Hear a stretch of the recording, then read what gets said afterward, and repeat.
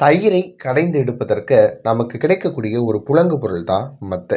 காலை மணியோசை, களத்து மணி நெல்லோசை, வாழை இலையோசை, வஞ்சியற்கை வளையோசை, தாழை மடலோசை, தாய தயிர் மத்தோசை, கோழி குரலோசை, குழவியர்வாய் தேனோசை, ஆழி அலையோசை, அத்தனையும் மங்களமால் வாழிய பண்பாடும் மாய மொழி கேட்டிலையோ அப்படின்னு கண்ணதாசன் தன்னுடைய தைப்பாவையில இனிமையான ஓசைகள்ல தயிர் கடையக்கூடிய மத்தினுடைய ஓசையும் சொல்லி வச்சிருக்கிறாரு.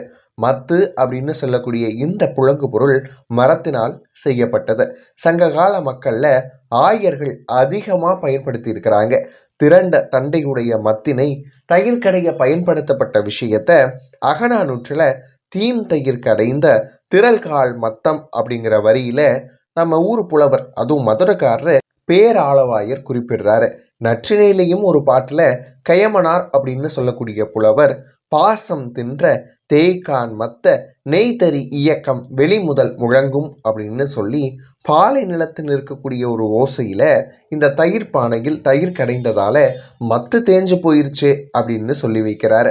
இது மட்டும் இல்லைங்க, வெண்ணெயை வெளிக்கொணரும் மத்தினை மழவர்கள் திருடிட்டு போயிட்டாங்களாம். அப்படி திருடக்கூடிய ஒரு பொருளாக கூட இந்த மத்து இருந்திருக்கு அப்படிங்கிறத நுரைத்தறி மத்தம் கொழி நிறைப்புறத்து அப்படின்னு மாமூலனாருடைய பாடல் வரிகள் உறுதி செய்யுது. இதனால நாம தெரிஞ்சுக்கிற விஷயம் என்ன அப்படின்னு கேட்டிங்கன்னா, சங்க காலத்துல இருந்து இன்னைக்கு வரைக்கும் தயிர் கடைகிறதுக்கு மத்தை பயன்படுத்திக்கிட்டு இருக்கிறாங்க.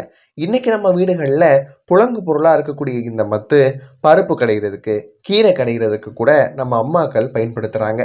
மத்து அப்படிங்கிறத நீங்கள் இப்போ தான் கேள்விப்படுறீங்க அப்படின்னு சொன்னால், இல்லை மத்தை நாங்கள் ஏற்கனவே பார்த்துருக்குறோம் அப்படின்னு சொன்னால், நீங்கள் கமெண்ட் பாக்ஸில் கமெண்ட் பண்ணுங்கள்.